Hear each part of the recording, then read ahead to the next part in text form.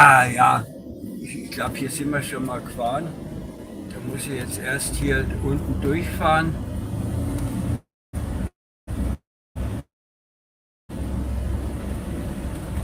Und dann muss ich die große Straße.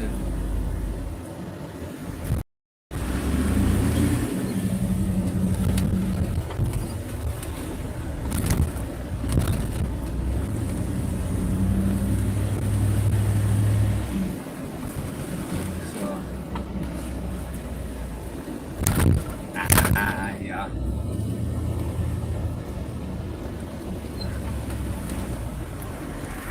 Da fällt mir was ein. Ich bin ja hier völlig neben der Kappe. Jetzt muss ich mal kurz schauen. Adresse, ne.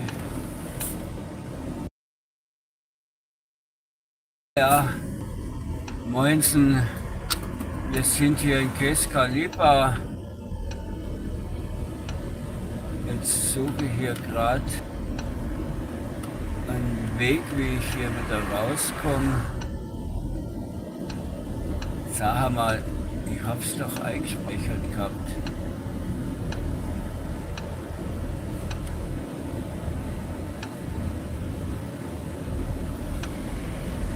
Villa Farnsdorf, Globus Liberec, ne, ich hab doch Rumburg eingespeichert gehabt. Naja, da fahren wir jetzt hier rechts, weil ich weiß, dass man rechts auf die große Straße wieder kommt. Aber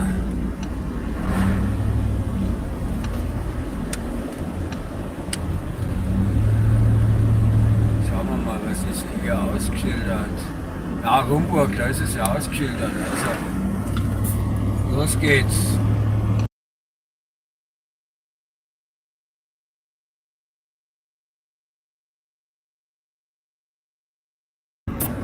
Ja, Rumburg, hier geht's nach Rumburg. Aber wenn ich jetzt hier lang fahre, dann bedeutet das natürlich auch, dass ich noch einmal an der bescheuerten Baustelle durch muss. Das wollte ich jetzt eigentlich gar nicht. Weil ich weiß, man kann auch anders fahren. Boah, da komme ich jetzt ewig nicht raus.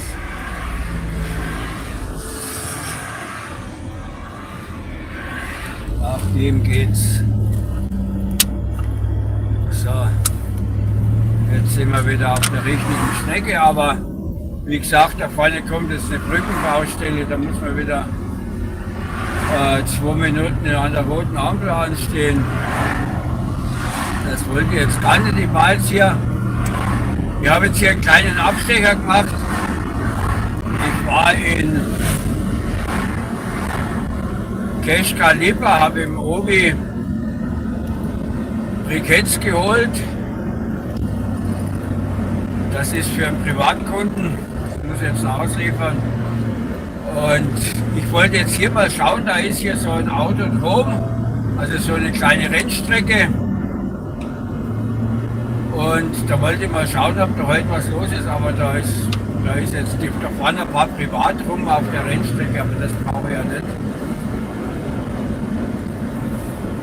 Aber ich wollte jetzt nur mal schauen, wo das ist. Das nennt sich Autodrom Sosnova. Und das sind hin und wieder so Veranstaltungen, aber heute eben nicht. Und gestern hätte da, glaube ich, irgendein Oldtimer-Treffen sein müssen, aber bin mir nicht sicher, ob es das war. Und ich war ja gestern auf dem Bulldog-Treffen in Chemnitz, also Chemnitz mit K. Und wenn ich das andere gemeint hätte, dann hätte ich jetzt Karl-Marx-Stadt gesagt.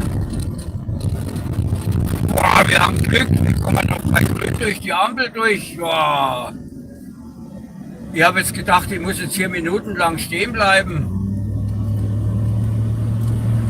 Ach, so ein Dusel muss man mal haben, ne? Dass man an die Ampel rankommt und gleich durchrauschen kann. Ja, die machen hier die Brücke neu. Da geht es jetzt nur einspurig an der Baustelle da. Und da, wenn man jetzt geradeaus weiterfährt, dann kommt dann oben ein Kreisverkehr und dort ist der Obi, wo ich vorhin war. Also so groß war jetzt der Umweg nie, den ich gemacht habe. Aber mir hat das jetzt einfach mal interessiert, wo das liegt. Und da muss ich das nächste Mal schauen, wenn da mal irgendeine interessante Veranstaltung ist, dann machen wir da mal hin. Machen wir mal einen Livestream oder irgendwas. Und gestern war ich ja, wie gesagt, auf dem Oldtimer- und Bulldog-Treffen. Also da waren nicht nur landwirtschaftliche Fahrzeuge, da waren auch W50 und so weiter. Und ein paar Pappen und ein paar Wartburg und so weiter und so fort.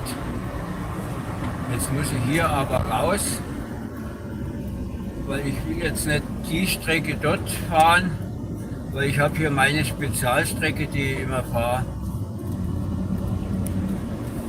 Weil die andere, die weiß ich, die jetzt, wenn ich jetzt auf der neuen weiterfahre, da ist ein Verkehr nach dem anderen und das will ich jetzt nicht. Ich will jetzt gemütlich auf meiner Nebenstrecke wieder fahren. Und hier rechts an der Burg, da war ich auch schon mal, da habe ich aber ein Video gemacht, aber nur von außen, weil rein kommt man da nicht und man sieht ja auch nicht viel, weil innen drin ist ja auch nichts mehr. Da stehen ja keine Gebäude mehr, das sind ja eigentlich nur noch die Außenmauern.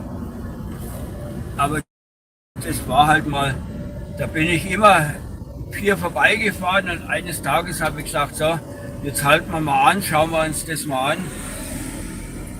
Da muss man dann da rechts und dahinter, da ist ein Parkplatz, ein kleiner. Ja, und da gehst du 10 Minuten gemütlich einmal rum. Und das war's dann schon, mehr sieht man da nicht. Ich habe da einen kleinen Video gemacht in der Playlist Sightseeing, muss das irgendwo sein. Also wir sind jetzt hier in Kecskalipa in der Tschechei. Und da vorne die Brücke, die haben sie auch erst neulich neu gemacht. Da war immer Umleitung, aber das müssen wir jetzt zum Glück auch nicht mehr fahren. Da bin ich froh, dass man jetzt hier wieder normal fahren kann. Ja, und anschließend, was ich noch erzählen wollte,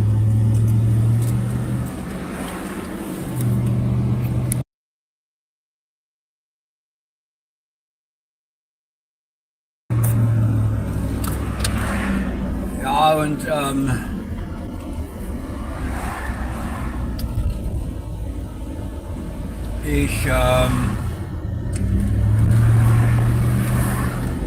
was wollte ich jetzt sagen? Ja, gestern war ich eben da auf diesem Bulldog-Treffen.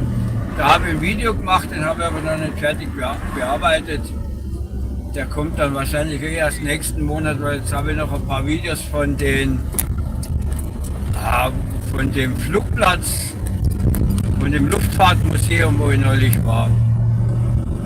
Und gestern waren wir, da hat es dann geregnet und dann bin ich vorzeitig von dem Bulldog-Treffen weg, weil ich war nicht auf Regen eingestellt. Ich hatte mein T-Shirt und meine Sandalen und kurze Hose. Ne? Und dann kübelst du das runter und mit Sandalen durch das Schlamm stapfen, das kommt dann nicht so gut. Und gesehen hatte ich ja vorher alles. Und da habe ich dann das abgebrochen und bin dann weiter nach Görlitz. Dort war Stadtfest, Görlitz. Und dort hat es dann wieder aufgehört gehabt mit Regen. Da sind wir dann noch über das Stadtfest eine Runde gelaufen. Mit meinem gestrigen Livestream konnte man das sehen, wer da dabei war. Und ich weiß nicht, ob ihr gestern da schon dabei wart, und wenn nicht, könnt ihr euch das ja nochmal im Nachhinein anschauen. Apropos anschauen, ich begrüße alle neuen Zuschauer, die jetzt hier dabei sind. Ich sehe jetzt die Kommentarspalte nicht, weil bei dem Truck hier habe ich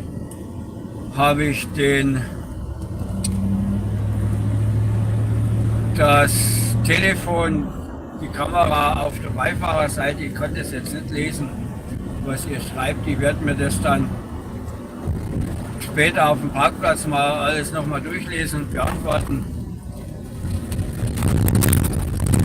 Bekommt hier jeder seine Antwort auf seinen Kommentar. Was kann im Moment dauern? Und jetzt habe ich gerade gelesen, vor 30,90 kostet hier das Benzin. Und vorhin an der Grenze bei Farnsdorf habe ich vorhin Tanke gesehen, da waren es 32,10. Und der aktuelle Tageskurs waren 23,70. Gerade mal so als Info. Und da könnt ihr jetzt eure Taschenrechner in die Hand nehmen und nachrechnen, wie teuer das Benzin hier ist. Also es müsste so um die in teurer 38 sein. Und in Polen liegt es auch in etwa so. In Polen waren es gestern 5,80 bei einem Tageskurs von 4,16 und ich habe es noch billiger gekriegt, weil ich habe meine Flottenkarte, da kriege ich es noch ein bisschen billiger, da habe ich es dann umgerechnet für 1,34 und etwas, also knapp, nicht ganz 1,35.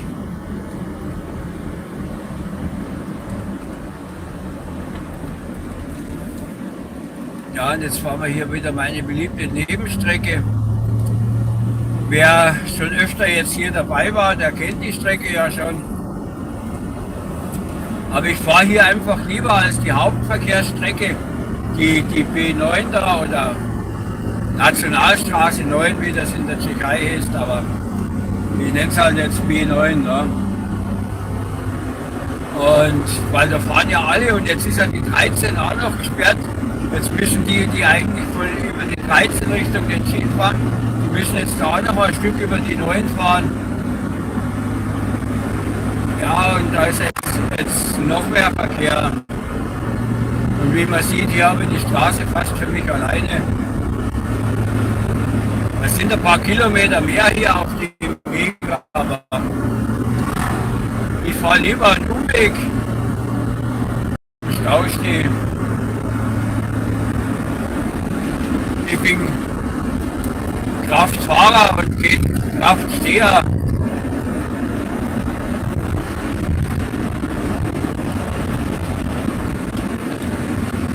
Ah, und jetzt ist mir der bescheuerte Deckel da runtergefallen.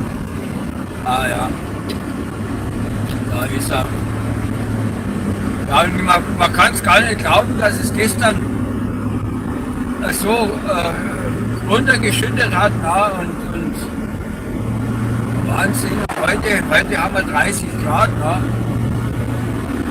Und so wie jetzt war das Wetter gestern Vormittag, als ich losgefahren bin, habe ich mich natürlich entsprechend angezogen. Ne? Und dann hat es so runtergekübelt und Donner und Blitz und alles, was dazugehört. Ne? Ja, und heute habe ich mir die lange Hose angezogen und die Arbeitsstiefel, ne? Weil ich meine, ich hab ja schließlich da jetzt die Briketts verladen. Ne? Und wenn man da jetzt auf den Fuß fällt, dann möchte man dann schon die Sicherheitsschuhe anhaben. Ne? Aber wie gesagt, heute habe ich die lange Hose an und natürlich, jetzt brät es mich hier mit 30 Grad. Das ist immer so, wenn ich die kurze Hose anziehe, dann regnet es. Ne? Ich mag keinen Bock mehr, die anzuziehen. Ich muss mal schauen, ob ich den nicht austricksen kann, der da fürs Wetter zuständig ist. Ich lege mir vorher die kurze Hose ins Auto und fahre dann mit der langen Hose los, damit es so aussieht, als hätte ich die lange an und dann, wenn es dann schön sonnig wird, dann ziehe ich mich schnell um im Auto. Das wäre natürlich auch eine Möglichkeit. Das muss man ausprobieren, ob das funktioniert.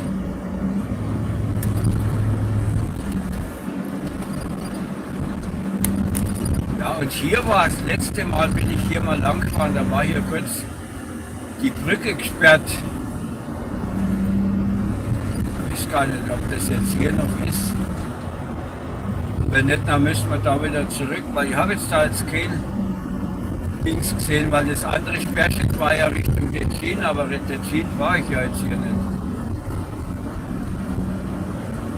Das ist ja dann die 13 Tetschin. Ach, da fährt ein Bulldog. Ja, die Bauern arbeiten auch sonntags. Obwohl in der Tschechei ist das mit dem Sonntagsarbeiten gar nicht so unüblich, weil die Märkte haben auch alle auf. Also die großen Einkaufsmärkte haben geöffnet und Straßenbau auf den Hauptverkehrsstrecken wird auch der Straßenbau am Sonntag weitergeführt, ne? Damit die schneller fertig sind, das finde ich gut. Und ich weiß nicht, warum das bei uns nicht geht, dass man da mal, wenn man auf der Autobahn Baustelle hat, da hat man Samstag, Sonntag kein Betrieb dort, wird nicht weitergearbeitet. Ne? Also das verlängert natürlich dann die Bauzeit, ne? Während man in der Tschechei da arbeitet, wird man durch. Ist jetzt natürlich nicht so, dass die Leute 7 Tage die Woche arbeiten, sondern das wird natürlich schichtweise abgewechselt. Ich weiß es ja. Ist ja bei mir auch so, wenn ich jetzt Samstag, Sonntag unterwegs bin, dann habe ich dafür andere Zeiten, wo ich nicht fahre. Und da oben hängt eine Kamera, eine Verkehrsüberwachungskamera. Ob die jetzt irgendwie mit diesem Messgerät gekoppelt ist und die Bullen da sehen können, dass man, wenn man jetzt hier zu schnell reinfährt, keine Ahnung. Aber da hängt jedenfalls eine Kamera.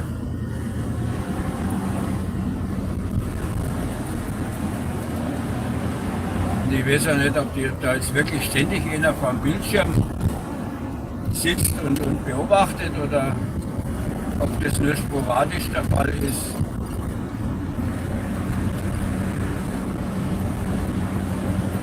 Und jetzt müssen wir schauen.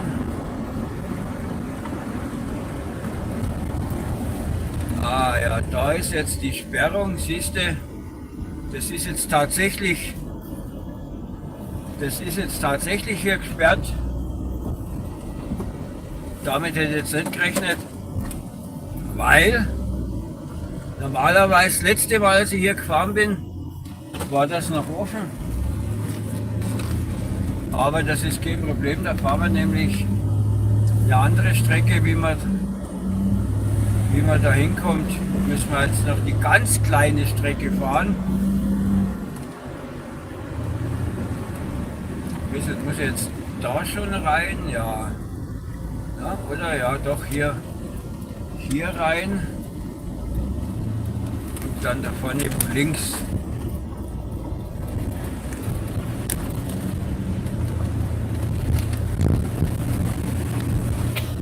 Fahren wir jetzt die ganz kleinen Strecken hier. Ich habe jetzt hier kein Schild gesehen, dass man hier nicht rein darf. Ne? Und da vorne müsste es dann gleich links gehen. Ich hätte jetzt auch noch ein Stück auf der Hauptstraße fahren können und dann links. Ne?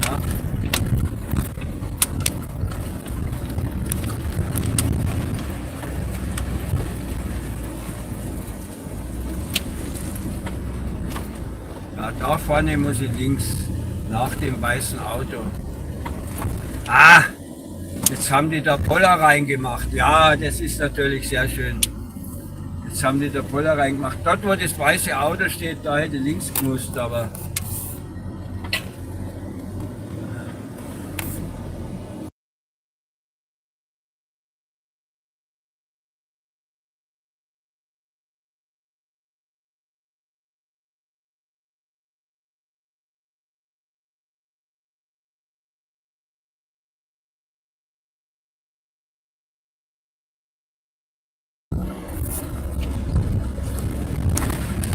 Jetzt müssen wir da wieder links und dann die nächste links. Das ist blöd hier, aber...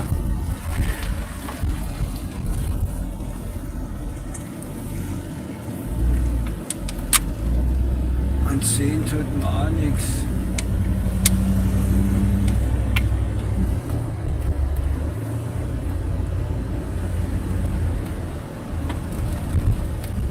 Ist das jetzt? Nee. Da ist es links. Genau da, wo der dann reinfährt.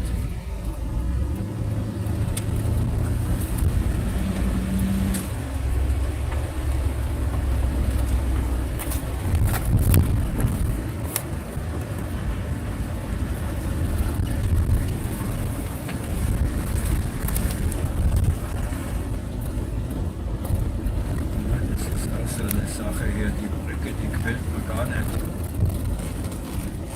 Aber wenn es für den passt, passt es für mich ja, aber meiner ist auch nicht weiter. Bereit. Scheiße. Ja? Nee. Nie. Nein, nein, nein, nein, zurück.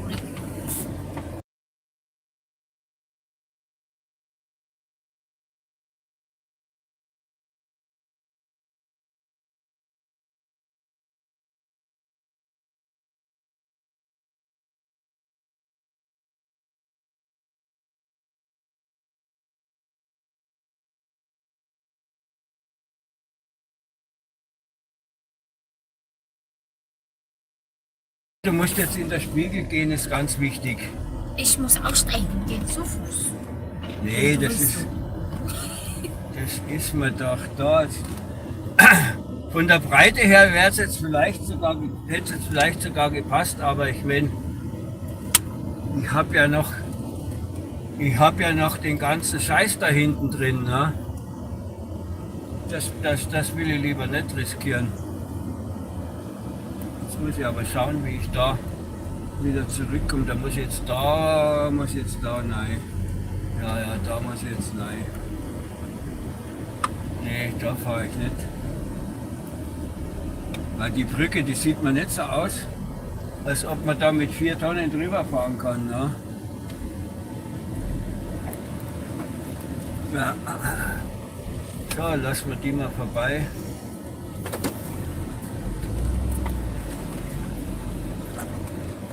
Ja, komm. So, hier vorbei. Ja, die fahren hier alle drüber, aber die haben ja nur leichte.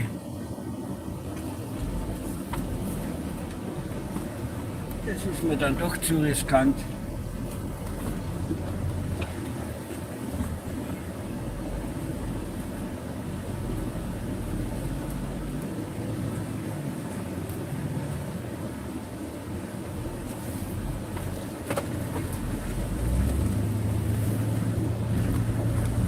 Am Ende kracht die Brücke noch ein, wenn wir genau in der Mitte sind. Ich weiß ja nicht, wie die gebaut ist. Ne? Das hat jetzt hier auf dem Navi ausgesehen, als würde es da lang gehen. Und da geht's, weil die fahren ja alle da lang. Ne? Glauben wir, ich will aufsteigen. So.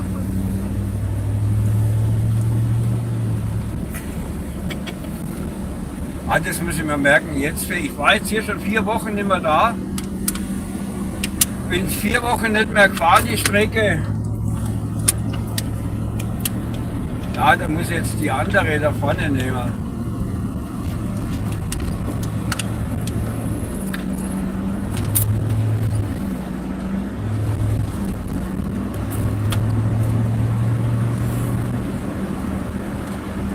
Ja, was wollt ihr jetzt sagen? Wo waren jetzt eigentlich stehen geblieben? Das hat mir jetzt hier total aus dem Konzept gebracht. Ne? Und das wird interessant, wenn der mit seinem Bus, nee, der wendet da vorne. Da habe ich ja die Bushaltestelle gesehen, da dreht er dann wieder um.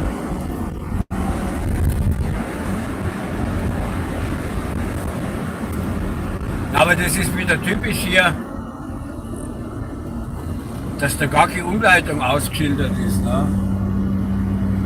Die machen halt einfach mal die Straße dicht. Ne?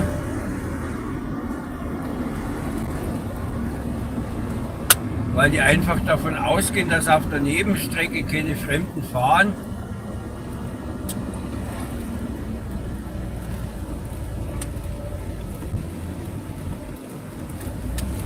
So, ja, die Brücke da, die sieht mir schon besser aus, ja.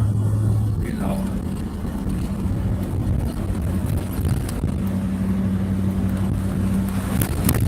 Und wenn wir jetzt die andere Brücke gefahren wären, dann würden wir jetzt hier von links kommen. Ah, da steht ein alter Volvo. Da steht ein alter Volvo.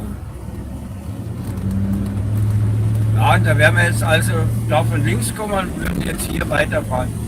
So habe ich das auf der Karte, auf dem Navi gesehen. Ne, und habe mir gedacht, das funktioniert so, aber diese winzige Brücke, das war mir jetzt doch ein bisschen zu riskant. Von der Breite her hätte es gerade so gepasst, aber ich meine, ich habe hier 4 Tonnen. das könnte eventuell doch ein bisschen zu schwer sein für die kleine Brücke. Ne? Man will es nicht übertreiben. Ne?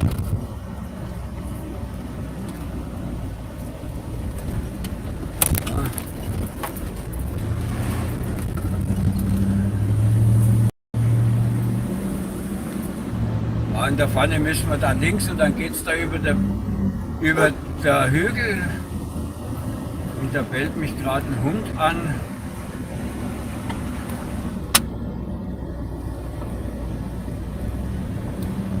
Oh, der hat hier einen schönen Carport gebaut.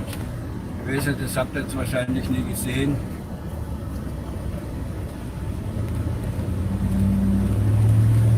Aber der hat sich richtig Mühe gegeben mit seinem Carport, ne? mit dem richtigen Dach drauf, also mit Satteldach und Dachziegeln oben drauf und so weiter. Ne? Das ist ja schon fast ein richtiges Haus. Aber war halt nur ein Carport. Ne?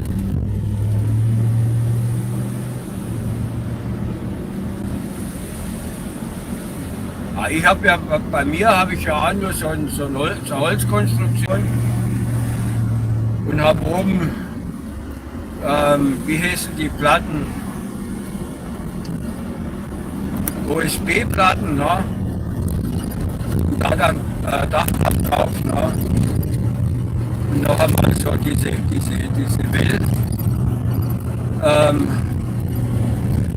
Welldachkonstruktion da drüber dann gelegt, damit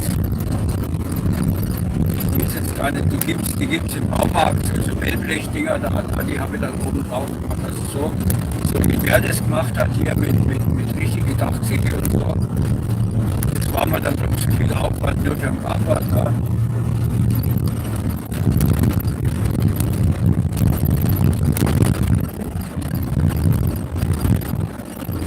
Hier sind wir jetzt also richtig auf einer Nebenstrecke und da geht es dann da vorne auf die andere, da kommt man dann da über links da über den Berg. Da stehen die Kühe, die stehen alle zusammen, ne? Die haben eine riesengroße Weide. Die riesengroße Weide, wo sie rumlaufen könnten, nee, die sitzen alle an einem Fleck da. Ich weiß nicht warum. Vielleicht wegen dem Wasserpass, weil das Wasserpass da in der Nähe ist.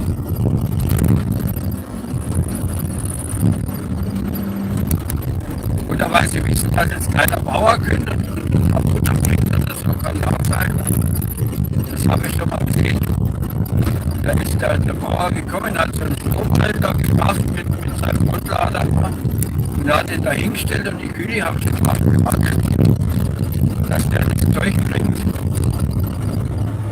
Die wissen, dass irgendwie als Zeit zur Fütterung ist.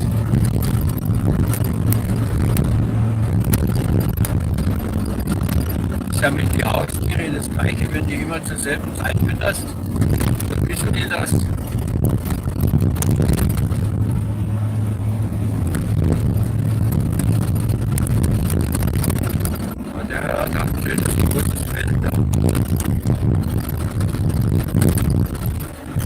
Da habe ich jetzt eigentlich schon fertig erzählt. Ich glaube, ich bin jetzt ein bisschen unterbrochen worden von dem, wo ich über das Stadtfest erzählt habe in Görlitz.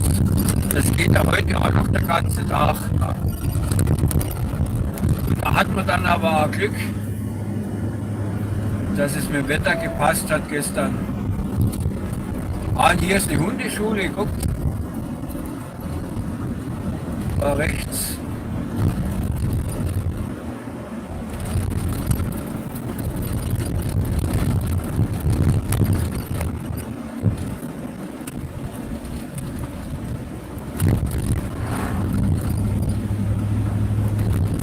So.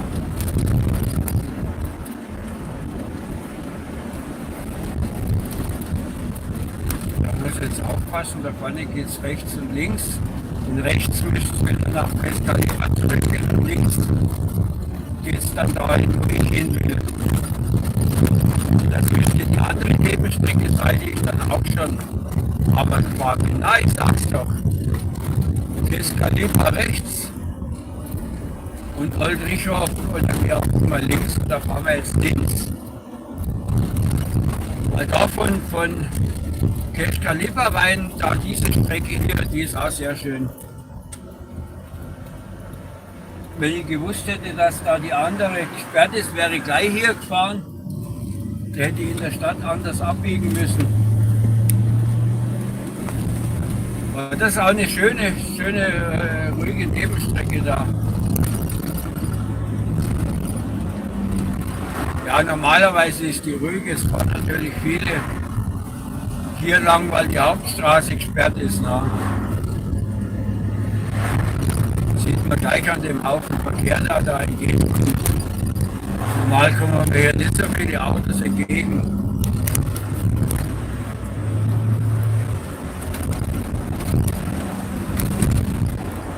Hallo zusammen.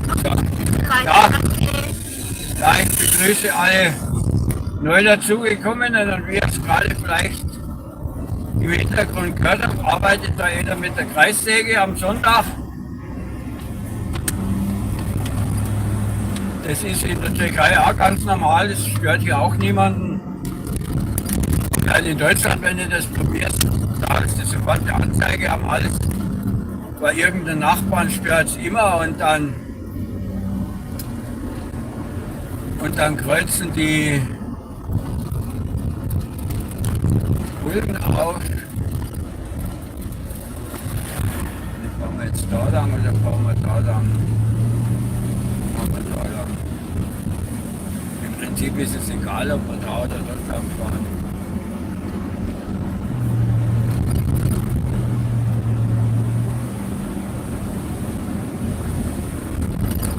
Horny, was Liebhaber, wie auch immer man das spricht.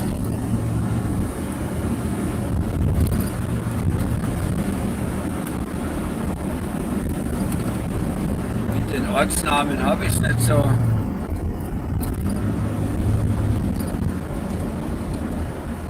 Da weiß ich, dass man zum Beispiel Liberec sagt, na, und nicht Liberec.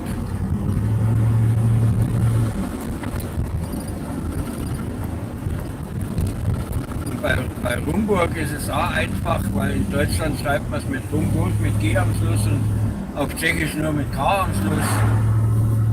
Da ist nicht viel Unterschied.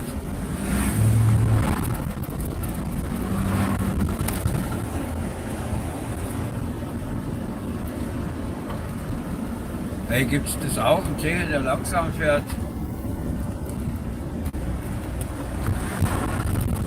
Das mit vielen gerechnet, aber nicht damit. Ja, jetzt muss natürlich hier auch noch eine Ampel sein, ist klar.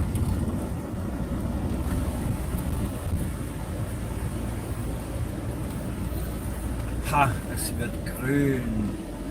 Da haben wir wieder ein Dusel.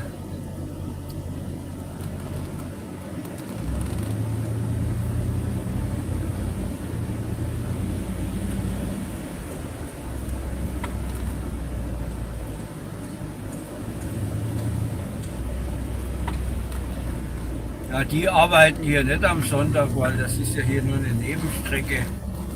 Wäre das jetzt hier eine Hauptstraße, dann würden die ja am Sonntag arbeiten.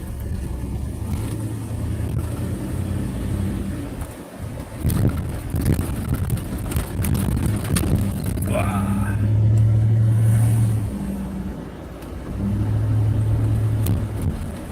Da guckt er den an hier. Ein Trike.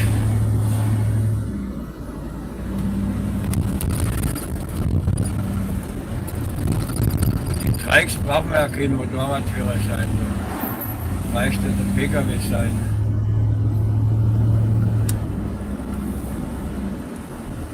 Wobei ich muss mir ja um nichts Gedanken machen, ob ich irgendwas fahren darf oder nicht, weil ich habe den 1er und den 2er. Ne? Mehr braucht man nicht. Alles andere ist überflüssig.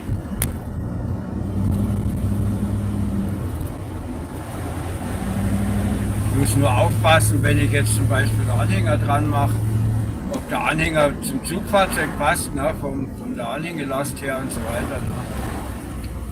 Das sind die einzigen Kriterien, auf die ich Acht geben muss. dass man natürlich die Fahrzeuge nicht überladen tut. Ne? Und ich meine, mit Überladung, da bin ich heute noch nicht so weit dabei, weil die Briketts, die ich hinten geladen habe, die wiegen 900 Kilo. Und da habe ich noch 150 Kilo andere Sachen dabei. Also bis 1200 darf ich ja laden. Da bin ich also noch nicht im problematischen Bereich. Da brauchen wir keine Sorgen machen. Das Einzige, worauf ich jetzt natürlich Acht geben muss, ist, dass ich zum Beispiel am Sonntag in der Tschechei nicht mit dem Anhänger fahren darf. Aber da gibt es auch spezielle Zeiten, wann man, ab wie viel Uhr man da nicht fahren darf mit Anhänger. Dazu habe ich aber einen separaten Video gemacht. Den könnt ihr euch anschauen in der Playlist Trucking. Den habe ich jetzt noch gar nicht mal so lange her, dass der Video online gegangen ist. Ne? Nennt sich Fahrverbot in Tschechischen Republik. Fahrverbot in der Tschechischen Republik oder so ähnlich habe ich dem Video genannt. Ich kann mich jetzt gar nicht genau erinnern. Oder habe ich es einfach nur abgekürzt und habe es genannt Fahrverbot in CZ, könnte auch sein. Also wir fahren jetzt hier geradeaus, nicht links. Nach Zabitov wollen wir nicht.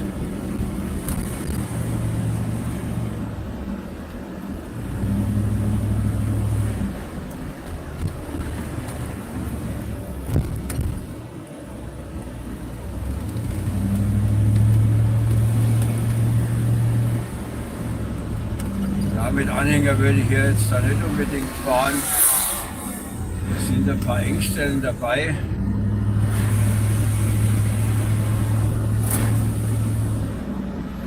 Der Anhänger da.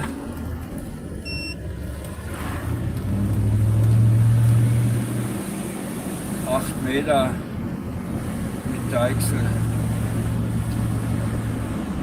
So gut ausholen und wenn da dann so ein Trottel entgegenkommt wie der Silberne da gerade, ne? Da wird es dann schnell eng. Wenn nicht wie manche fahren, als wären die alleine auf der Straße oder so. Ne? Du musst doch immer damit rechnen, dass einer entgegenkommt.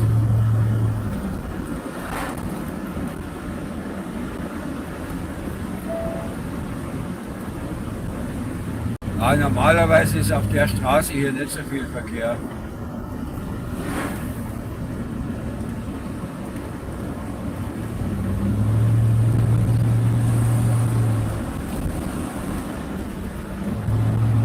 Aber ich finde es interessant, solche Strecken zu fahren. Das war lieber als wie die große Kunde. Zumindest, wenn ich so Zeit habe wie heute, ne? Weil ich meine, ich habe jetzt da einen Privatkunden, wo ich da hinfahre und da spielt es keine Rolle, ob er eine halbe Stunde früher oder später hinkommt. Ne? Da muss ich mich nicht abhetzen. Und jetzt der das kleine Abenteuer gerade gehabt mit dieser Brücke. Ne? Ja, das kommt davon, wenn man wo neu fährt, wo man sich nicht auskennt. Ne? Und auf dem Bildschirm hat es gut ausgesehen, als ob man da fahren könnte, ne? Aber war dann doch nicht so.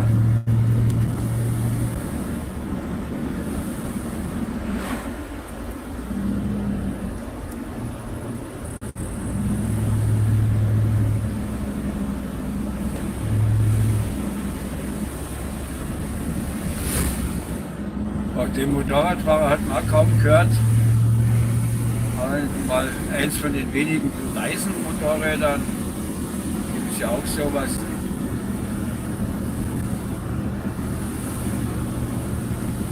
Vorhin hatte ich auch schon einen. Der hat mich bergauf überholt, was ja normal ist. Ne? Und dann ist der aber schön gemütlich gefahren. Ne? In der nächsten Ortschaft war ich wieder hinter ihm. Ne? Ganz untypisch. Ganz untypisch für einen Motorradfahrer. Ne? Weil man rechnet man eigentlich immer damit, dass die ein bisschen forscher fahren. Ne? Aber der ist noch ganz gemütlich da. Ne? Und so wie der Silberne, so wird normalerweise in der Tschechei gefahren. Ne? Na, der Rote da vor uns, der wird seine Familie mit drin haben, deshalb fährt er vorsichtiger.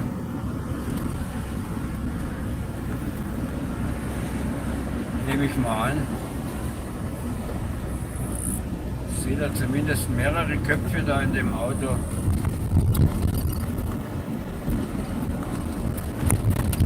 Zwischen da links. Und dann sind wir bald wieder auf der Hauptstrecke.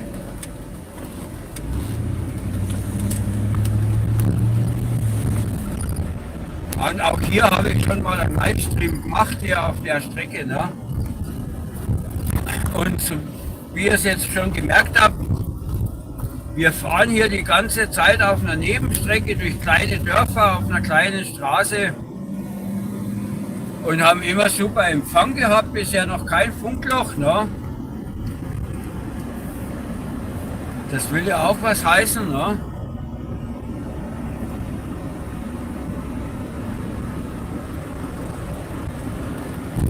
Und jetzt haben wir gleich da vorne wieder die Hauptstrecke. Du kannst schon, den gelben Strich kann ich schon sehen auf meinem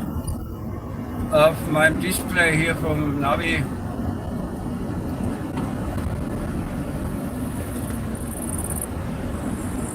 Da haben wir es gleich geschafft.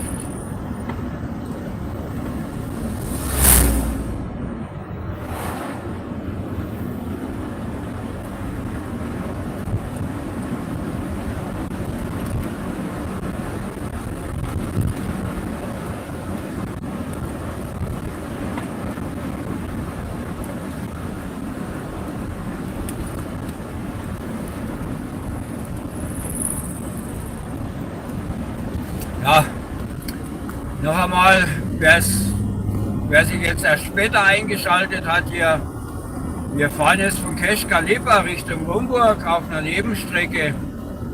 Und auf der Nebenstrecke zur Nebenstrecke, weil die eigentliche Nebenstrecke, die ich fahren wollte, wegen Baustelle gesperrt ist. Und wären wir normal gefahren, ohne der Baustelle, würden wir jetzt hier von links kommen und nach rechts weiterfahren. Und wir fahren jetzt von hier aus nach rechts weiter. Und der Rote, der will ganz woanders hin. Oh, und da ist einer gegen die Brücke geknallt hier und dann in der Graben gefallen. Habt ihr die Spuren gesehen?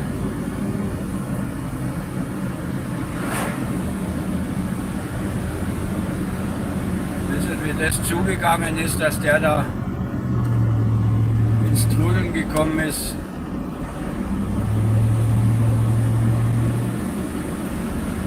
So, und jetzt sind wir wieder auf der Strecke, die ich eigentlich fahren wollte. Ne?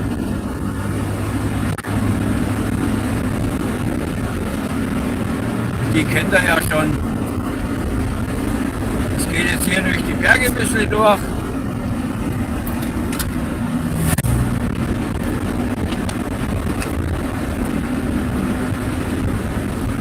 Es sind da ein paar Passagen dabei,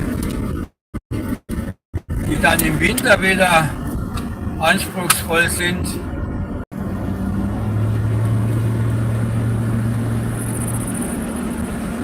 Wenn es da frisch geschneit hat und da geht es dann der Berg hoch.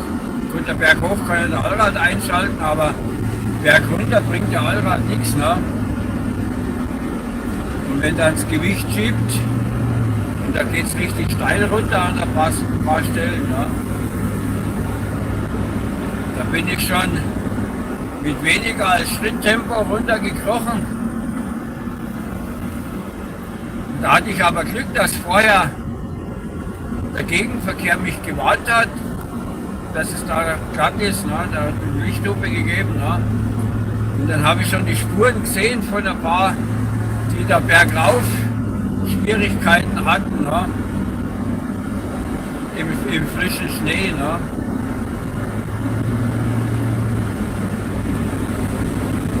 Und da habe ich jetzt einen hinter mir, das hätte ich eigentlich damit gerechnet, dass der mich überholt. Tut er aber gar nicht. Fährt mal hinterher. Heißt nicht so, dass alle Tschechen rasen, ne?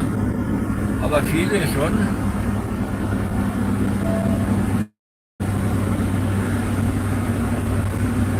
Es fällt mir immer auf, die fahren ein bisschen rasanter als in Polen zum Beispiel. Obwohl hier die Strafen ziemlich hoch sind auch. Ne?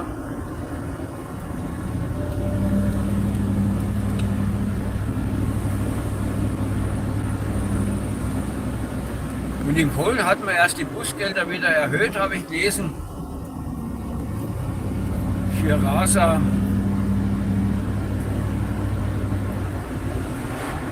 Da ist man dann schnell im Fahrverbotsbereich.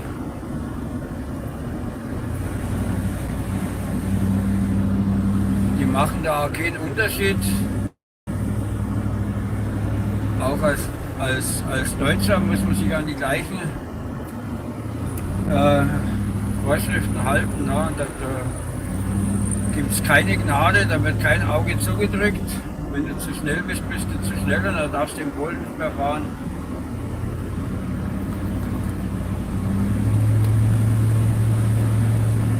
Und mit dem Alkohol ist es genauso.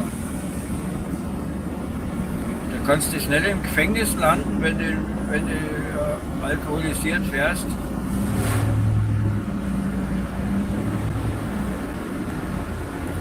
Was habe ich, glaube ich, 0,2 Promille, ne? Nur das ist also quasi gar nichts. Ne? Selbst wenn du ein Bier getrunken hast, bist du schon über 0,2. Ne?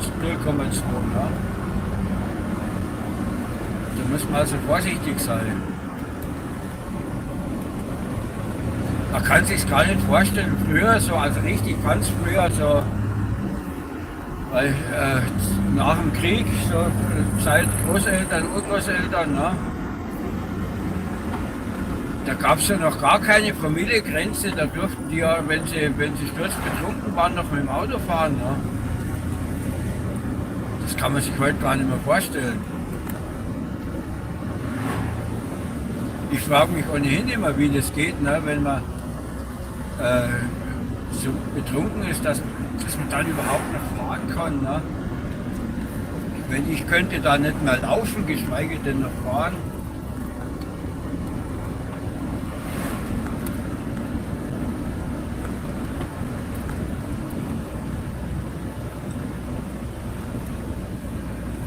Oh. Ja, jetzt hat man die ganze Zeit Glück mit den Ampeln, ne? Und jetzt erwischt es uns hier mit der Eisenbahn, ne?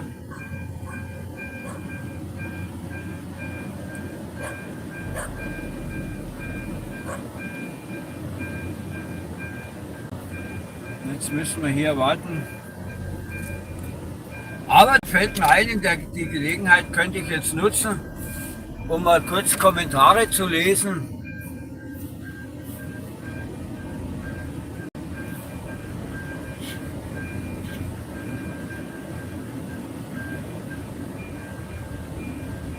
Carrera, hallo. Gerhard, hallo. Thomas Ferrier, Fast and Furious. Also hallo zusammen. Und was das jetzt mit Ausländern zu tun hat, verstehe ich jetzt nicht. Wir fahren ja hier in der Tschechei, das ist ja nicht Deutschland, da sind ja jetzt wir die Ausländer.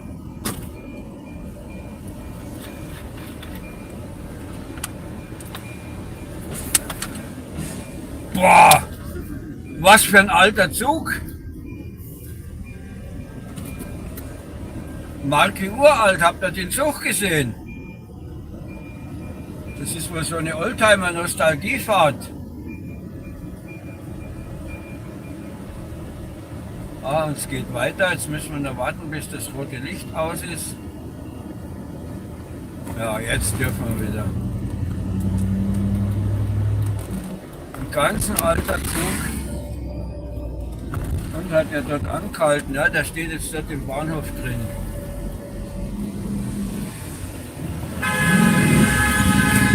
Oh, der hat ihm jetzt die Vorfahrt genommen. Das war jetzt knapp. Das könnt ihr jetzt gerade noch so im Rückspiegel sehen. Und die aus der Gegenrichtung jetzt hier von meiner Sicht aus, die müssen ja auf die warten, die vom Berg runterkommen. Und der hinter mir, der wollte links rum und da ist ja abknickt die Vorfahrt links rum, da hätte der andere warten müssen. Der ist einfach durchgezogen. Das passiert mir auch immer wieder, wenn ich hier so rechts abbiege, wie ich hier abgebogen bin, gerade sonst kommt einer von links, die ziehen auch immer drauf. Oder in Polen habe ich auch eine Stelle, ich weiß nicht, sind die zu dumm für abknickende Vorfahrt? Ich meine, das ist doch eigentlich total einfach. Wenn man dem dicken Strich folgt, dann hat man Vorfahrt und die anderen müssen warten. Ne? Ich weiß nicht, warum das manche Leute nicht begreifen mit dieser abknickenden Vorfahrt.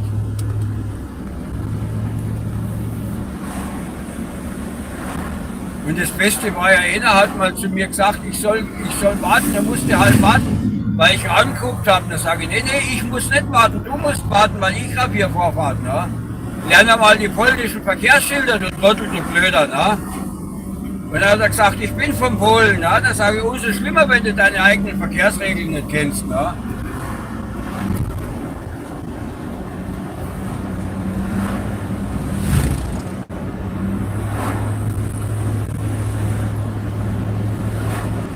Und das Schild ist ja auch schon nicht neu, eigentlich, das gibt es ja dort auch schon seit wie vielen Jahren. Das ist ja nichts Neumodisches.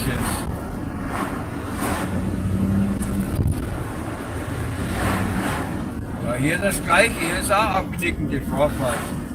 Die von rechts kommen jetzt, die haben recht, also mit der jetzt, auf die muss ich jetzt warten. Und das war aber zum Glück der Einzige, der da kommt. Okay.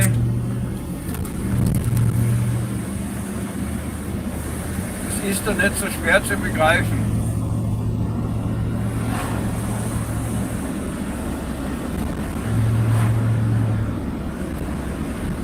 Ah, und jetzt kommen wieder die Steigungen. Oh, da werden sie hinter mir wieder verrückt. Weil ich habe ja jetzt mit 4 Tonnen hier, da geht es dann ein bisschen langsamer der Berg hoch. Ne? Obwohl hinter mir ist gar keiner. Da spielt es gar keine Rolle.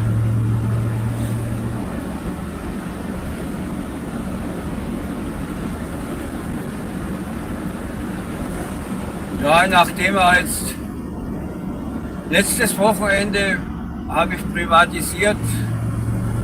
Da waren wir ja in Bautzen auf den Flugtagen. Ne? Ist ja jedes Jahr eine Flugschau da. Und da bin ich eine Runde mit dem Panzer gefahren. Da gibt's auch bald ein Video dazu. Aber wie gesagt, jetzt kommt erst einmal, ich war vorher noch an dem Wochenende davor, war ich in Rotenburg auf so einer alten Luftbasis. Da haben die auch ein kleines Museum eingerichtet, da stehen ein paar alte Mix und so weiter rum. Allerdings dieses Museum hat nur in den Sommermonaten geöffnet. Also wenn ihr das sehen wollt und dann gerade in der Nähe seid, im Landkreis Görlitz, dann müsst ihr euch beeilen, weil Ende September, glaube ich, oder machen die zu oder Ende Oktober, ich weiß es nicht. Auf jeden Fall in den Wintermonaten ist das Museum dort zu. Aber es ist sehr schön, hat mir gut gefallen, auch wenn es ein kleines Museum ist. Aber trotzdem, man hat da genug zu sehen. Man darf sich auch in ein paar Sachen reinsetzen und ein bisschen das ausprobieren. Ne? So wie da steht Cockpit von einem A319. Ne? Da darfst du dich auf den Pilotensitz setzen und kannst das also mal schauen. Die Displays sind da beleuchtet, ne? Aber natürlich nicht funktionstüchtig, weil es ist ja nur das Cockpit. Ne? Aber es sieht sehr, sehr schön aus und wenn du da mal ein paar Schalter kannst du umlegen und so weiter. Ne? Und man hat mir schon mal die Gelegenheit, sowas auszuprobieren und mal so ein Cockpit von innen zu sehen. Ne? Und das für schlappe 5 Euro Eintritt, ne? Was da das Museum kostet, ne? Das ist ja gar nichts. Das lohnt sich allemal, das ist das Rothenburg, also nicht Rothenburg ob der Tauber, sondern Rothenburg bei Görlitz. Ehemaliges Luftwaffenflugplatz. Erst war es NVA und dann Bundeswehr und jetzt ist es Museum. Und dann voriges Wochenende waren wir also in Bautzen. Da gibt es dann auch ein paar Videos davon.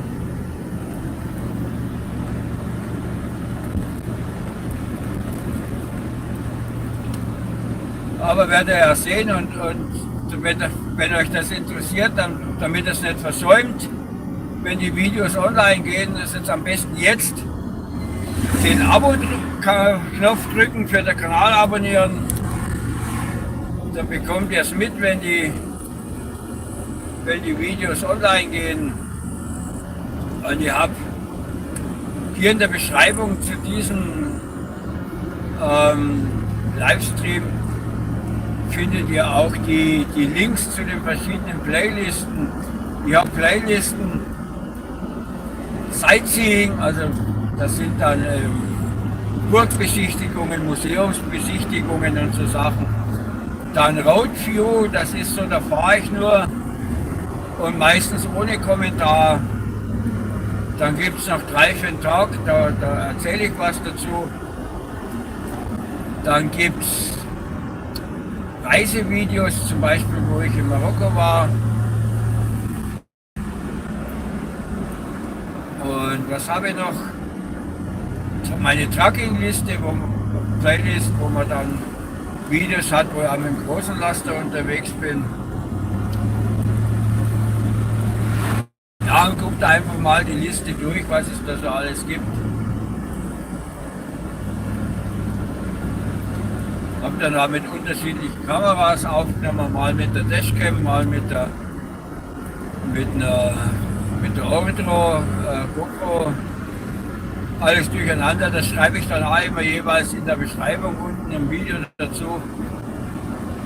Und da schreibe ich dann auch, wenn ich mit dem Fahrzeug unterwegs bin, schreibe ich auch die technischen Daten zu dem Fahrzeug unten in die Beschreibung mit rein. Wen es interessiert, der kann das dann da nachlesen.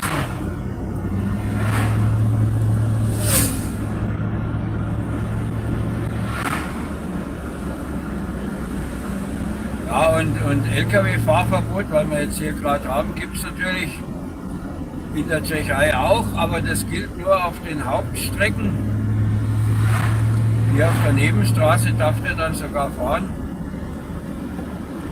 Ja, und das ist 33 1203, das ist Benzin und die haben ohnehin Ausnahmegenehmigung, die dürfen ja in Deutschland am Sonntag fahren, die Benzintransporter.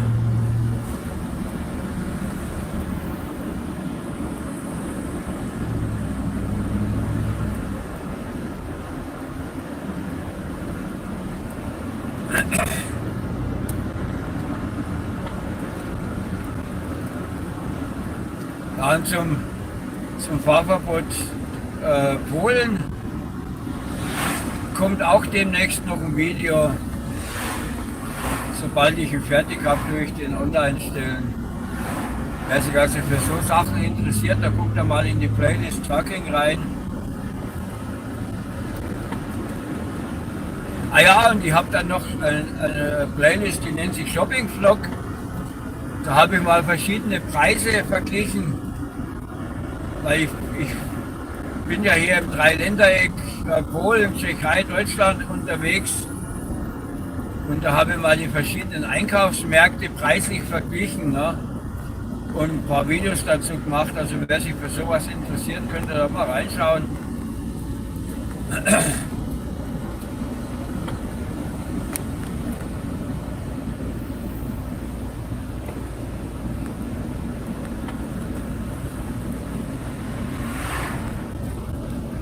Ja. Mit so einem Tankzug, ne, der schiebt natürlich so ganz schön hier der Berg runter. Ne? Gerade in den Kurven musst du da aufpassen. Interessant übrigens bei Tankzügen, wenn sie umkippen, kippen sie nicht in der Kurve um, sondern nach der Kurve. Wenn nämlich dann die Flüssigkeit wieder zurückschwappert,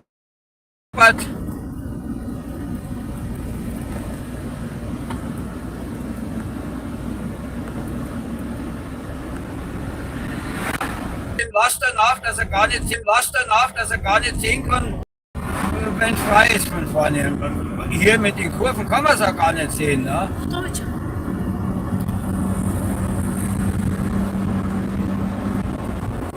Und jetzt wo frei wäre, ja jetzt, wo schon fast wieder vorbei ist, jetzt zieht er raus.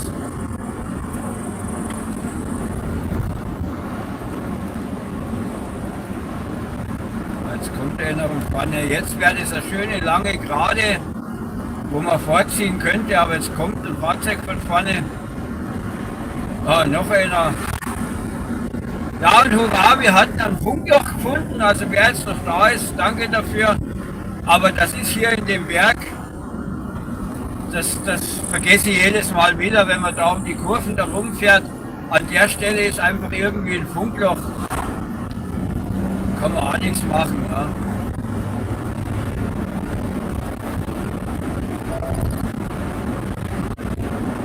Ja, mit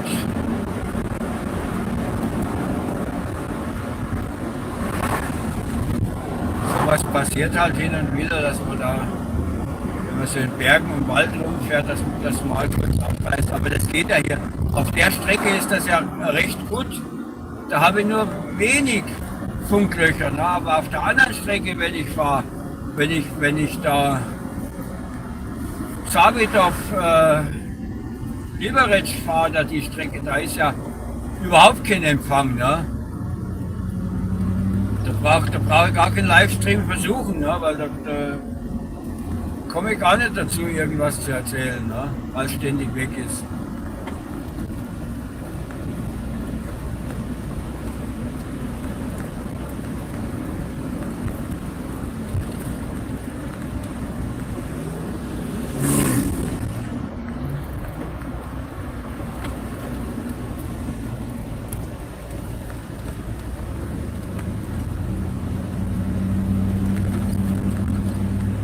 Jetzt kommt er wieder am Berg.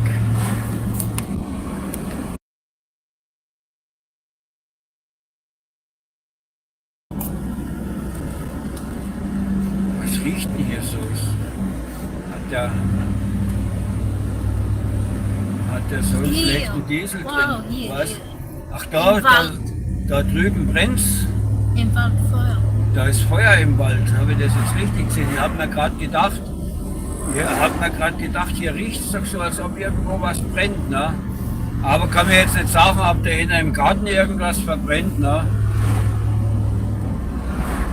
Das kann ich jetzt natürlich nicht sagen, weil gesehen habe ich es nicht, aber ich habe es nur gerochen. Ne? Und rechts neben der Straße waren die Rauchschwaden. Es kann natürlich auch einer sein, dass der Gartenabfälle verbrennt. Ne? Das liegt ja auch so. Ja, da kommen jetzt Autos von vorne und bergauf mit 4 Tonnen Gewicht und am Arsch brauche ich da gar nicht probieren hier zu überholen. Ich habe nicht ausreichend Sicht.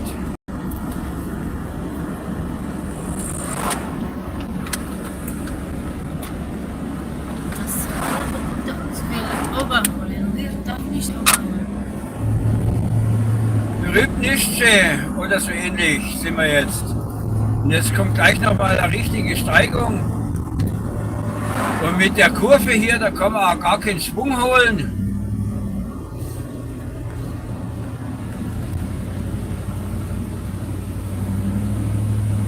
Und der mit seinem Tankwagen erst recht nicht. Also ohne dem wäre ich jetzt hier schon ein bisschen schneller um die Kurve gefahren, aber geht halt jetzt nicht.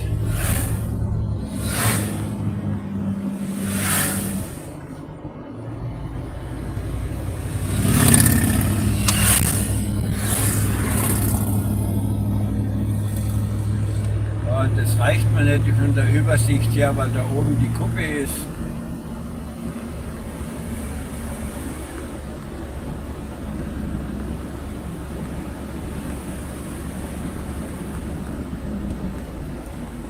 Der hat richtig voll beladen auch mit seinem Benzin.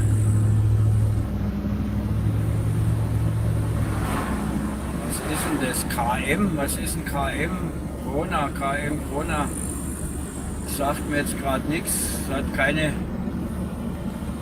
bekannte Marke da draufstehen.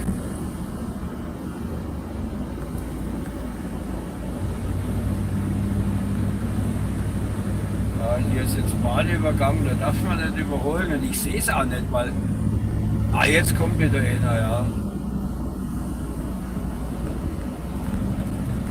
Weil ja hier immer noch Kuppen dazwischen sind. Aber ich hoffe, dass der da vorne zu der Tankstelle fährt. Da kommt jetzt nämlich gleich die Tankstelle.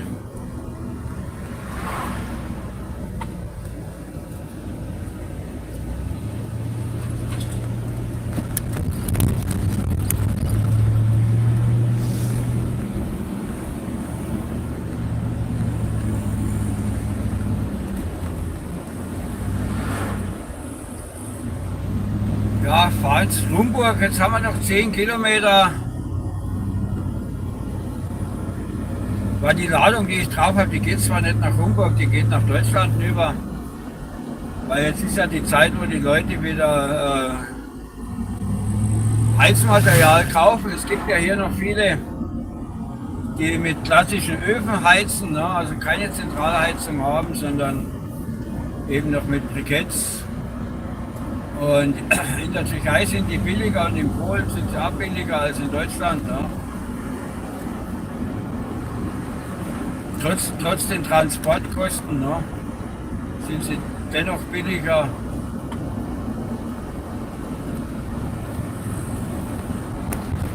Da habe ich jetzt wieder öfter solche Bestellungen, solche Aufträge.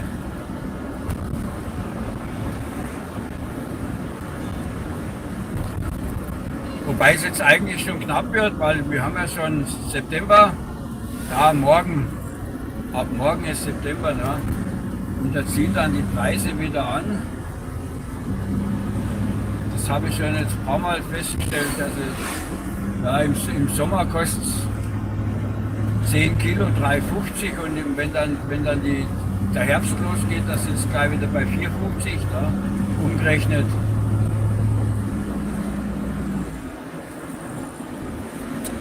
Ah, hurra!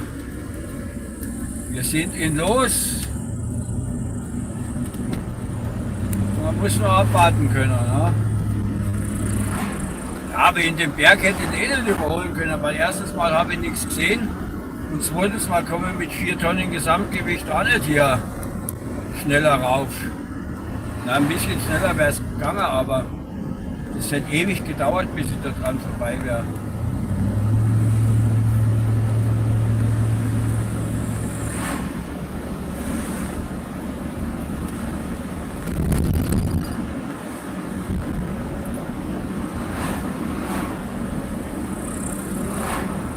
Und jetzt in Rumburg will ich noch schnell was mitnehmen für mich privat.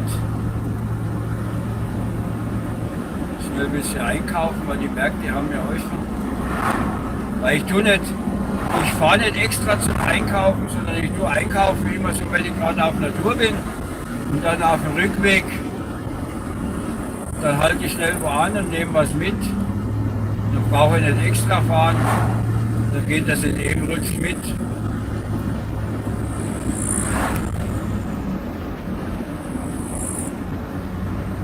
Und es bleibt dann eine Dienstfahrt, weil ich ja keinen Umweg fahre. Der Hauptzweck ja immer noch geschäftlich ist.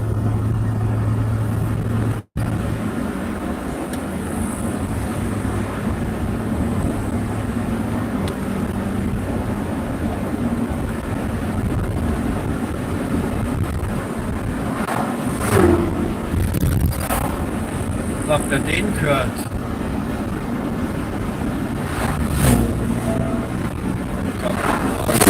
Boah.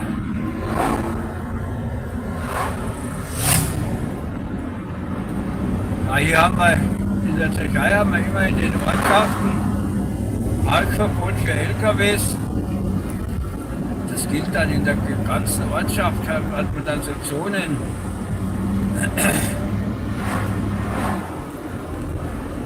Wo du nicht parken darfst. Ne? Ich nehme an, dass das nur auf der Straße gilt und nicht auf dem Privatgrund, weil wenn du jetzt da gerade ansässig hast, deine Firma, und dann musst du ja eigentlich deine Fahrzeuge auf deinem Betriebsgelände abstellen, normalerweise.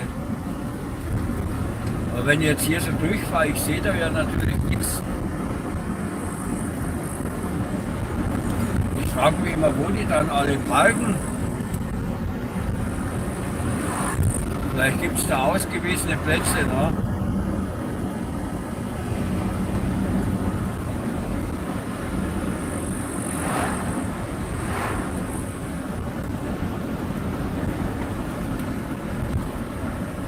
Da bei Keşkalipa, da weiß ich, da in dem Gewerbegebiet oben, wo der Obi ist und das, die ganzen Märkte, da parken die dann, weil dort gibt es keine Parkverbotszone, die ist dann nur in der Innenstadt. Aber ob es jetzt hier auch irgendwo was gibt, weil ich kenne hier nur die Strecke, wo ich immer hier durchfahre. Und was rechts und links in den Seitenstraßen ist, weiß ich jetzt hier auch nicht.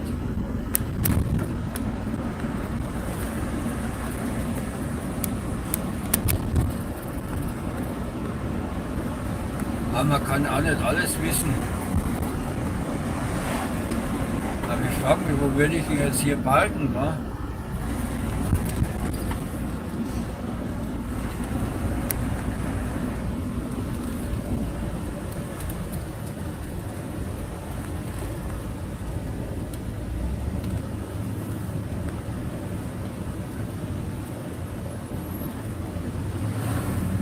Hier auf dem Platz, da darfst du ja mit dem Lastwagen auch nicht rein, außerdem ist der viel zu klein. Parken sie dich dann ein und dann kommst du nicht mehr raus.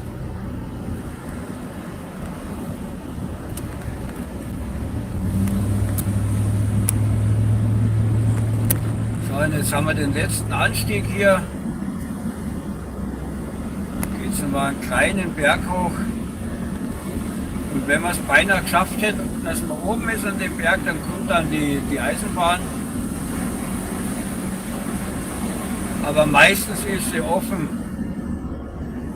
Und so wie ich den Verkehr jetzt hier einschätze, war die Schranke gerade eben zu und ist erst jetzt aufgegangen. Weil hier gerade so ein Pulk entgegenkommt. Wo willst du jetzt mit deinem Fahrrad hin? Willst du abbiegen oder was? Oder wie? Zeichen gibt er ja keins. Aber er schaut sich immer um. Ja, jetzt, ich sehe es im Rückspiegel, jetzt fährt er rüber.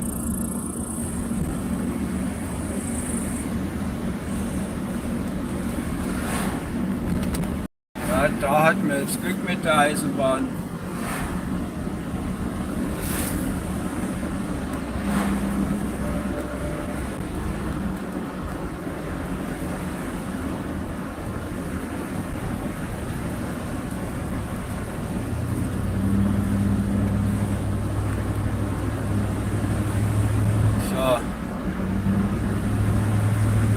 Da würde ich mich genau hier hinstellen, weil da ist ja die Parkverbotszone zu Ende und von der Parkverbotszone Ende bis zum Ortsende-Schild passt noch genau in Lastwagen dazwischen. Ne? Und das ist dann ja noch innerhalb der Ortschaft und da darfst du dann stehen bleiben.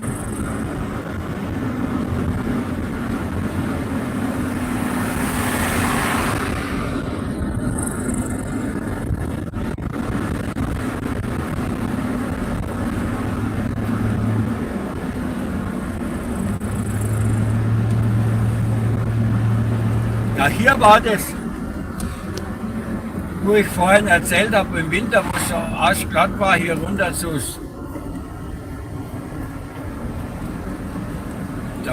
Wenn es da glatt ist, dann rennst du dem ins Haus rein oder an der Baum dran. Und hier stehen überall so viele Bäume direkt an der Straße. Ne? Da hast du nicht viel Spielraum, wenn du da ein bisschen ins Rutschen kannst. Ne?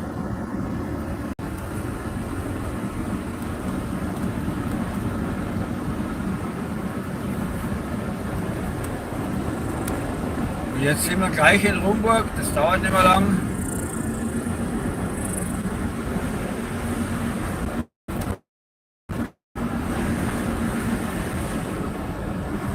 Und die Straße hier, die haben sie ja erst neu gemacht.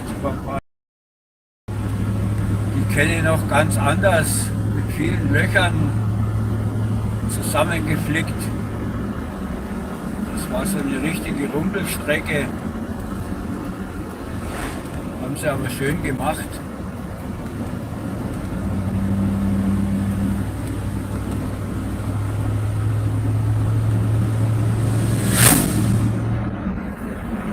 So, und jetzt kommt noch eine Kurve.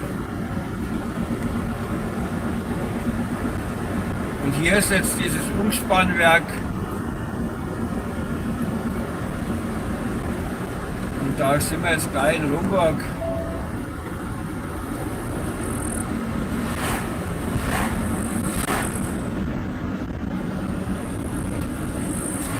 Jetzt muss ich aber hier rechts fahren, weil links darf ich nicht.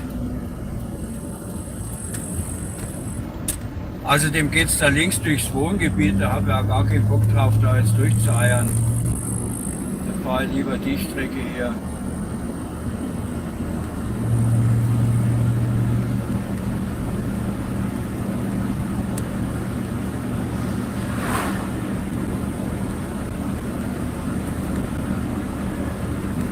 Dann würden wir jetzt da geradeaus weiterfahren, dann kommt man gleich nach Deutschland.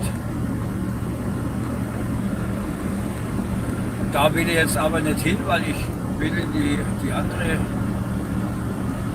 Grenze muss ich hin.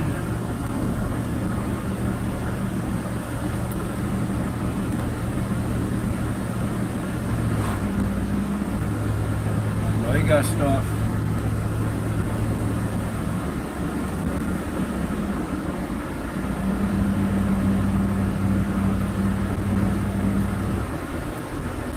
Aber durch Rumburg durch nehme ich euch noch schnell mit.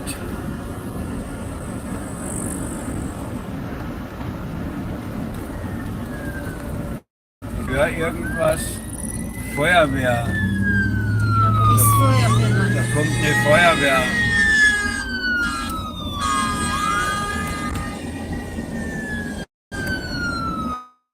Für manche ist es zwar mal irgendwo ist das. Ja. Das ist die Feuerwehr. Da hat es also tatsächlich im Wald gebrannt. Ich sehe es, sie fahren jetzt dahinter, wo wir gekommen sind. Also da, wo ich vorhin gesagt habe, da riecht's. Da ist tatsächlich ein Waldbrand. Und da fahren die jetzt wahrscheinlich hin. Weil ich habe sonst kein anderes Feuer gesehen, wo die hinfahren könnten mit ihrem Feuerwehrtraktor. Ne?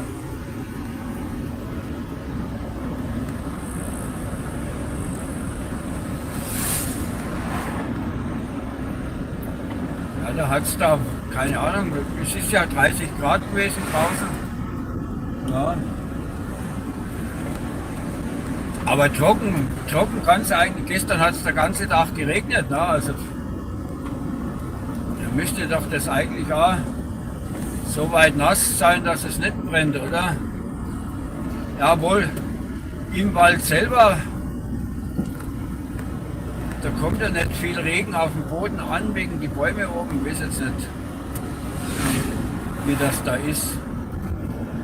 Und ob es hier geregnet hat, kann ich jetzt auch gar nicht sagen, weil da wo ich gestern war, da hat es viel geregnet. Ne? Muss ja nicht bedeuten, dass es hier jetzt auch geregnet hat. Ne?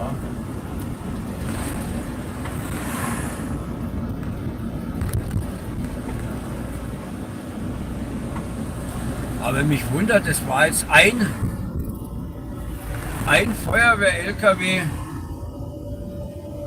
ein großer zwar, ich nehme mal an, einer mit dem Tank. Von der Größe her hätte es vielleicht gepasst.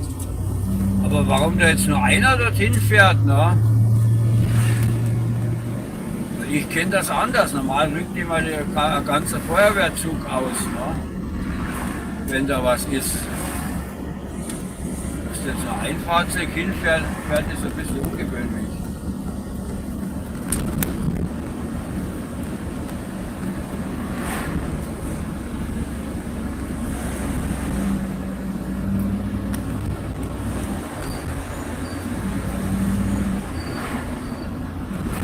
Ja, und hier sind wir also jetzt durch Rumburg durch. Für alle, die sich gerade eben erst eingeschaltet haben, wir sind in Rumburg.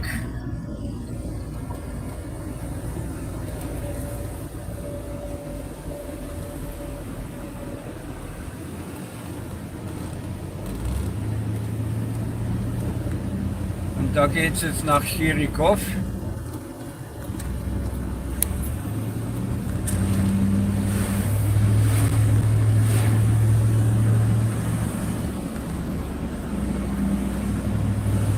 Ich weiß jetzt gar nicht, wie Tschirikow auf Deutsch heißt.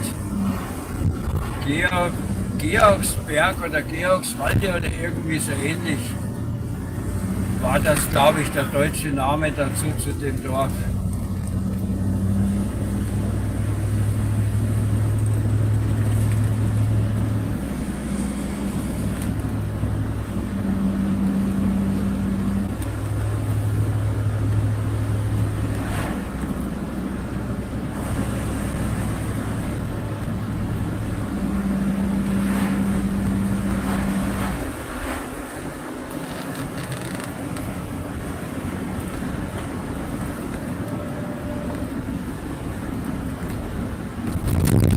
Blinkt nichts.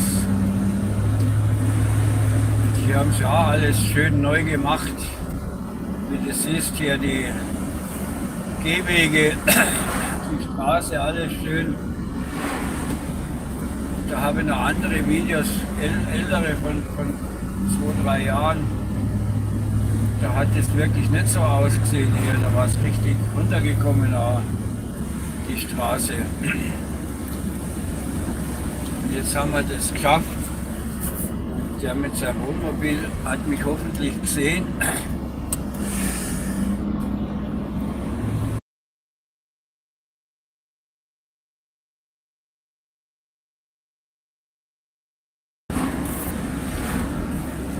Ich habe jetzt eigentlich gedacht, der mit seinem Wohnmobil will den Berg runter zu abbiegen.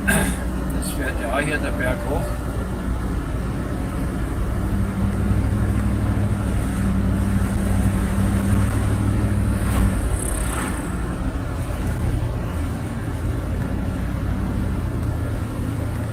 Und jetzt kommt hier eine Tanke. Und nach der Tanke fahren wir rechts und das ist nicht mehr die letzte Tanke vor der Grenze. Schauen wir mal, was kostet hier das Benzin? 34,50 und das Diesel 32,90. Merkt euch das mal, was an der Grenze da vorne ist noch einmal eine Armex, die normalerweise billiger ist, immer als alle anderen. Allerdings ist das dort an der Grenze eine reine Automatentanke. Ne? Da braucht ihr also Kreditkarte, wenn ihr da tanken wollt. Während hier an der hier, da kann man auch bar bezahlen.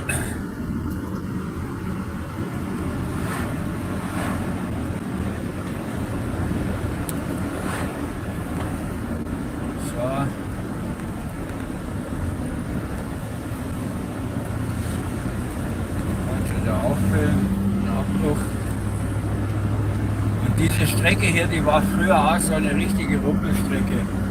Und das heißt früher, also vor 2 Jahren, die ist also auch ganz frisch neu gemacht.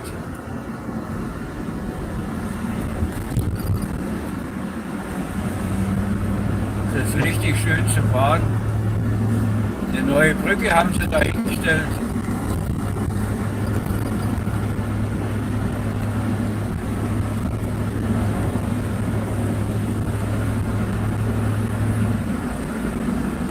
Und jetzt bleibt man noch dran bis zu der Armex-Tanke, dann sage ich euch noch schnell den Spritpreis dort.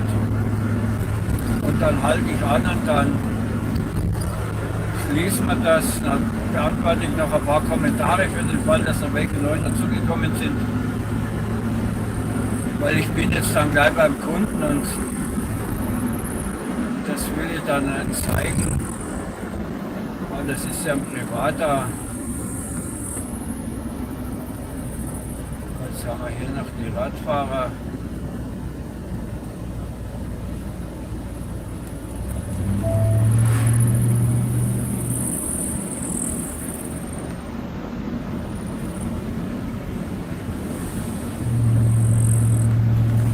Und da kommt jetzt diese Tanke. Die haben sie auch erst gebaut. Da war ja früher hier die alte Grenzstation.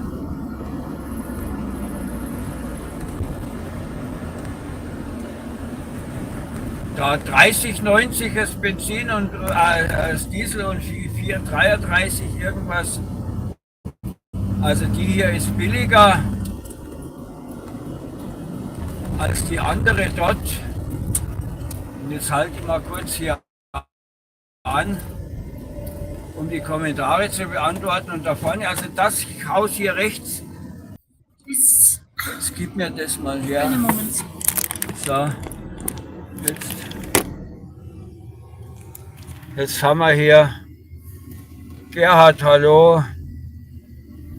Hat man schon Fast and Furious. Ach, die Kommentare habe ich schon alle beantwortet. Und wie gesagt, das da war mal die Grenzpolizei und da vorne ist schon Deutschland. Und hier gibt es auch noch so Gartensachen zu kaufen. Da war einmal die Einfuhrzoll Richtung Tschechei. Na? Und dann war es das für heute. Da wünsche ich euch noch einen schönen Restsonntag. Und tut den Kanal abonnieren, dann könnt ihr die nächsten Videos, die ich vorhin angekündigt habe, nicht versäumen. Also dann macht's gut, bis zum nächsten Mal, fahrt mal wieder mit und tschüss.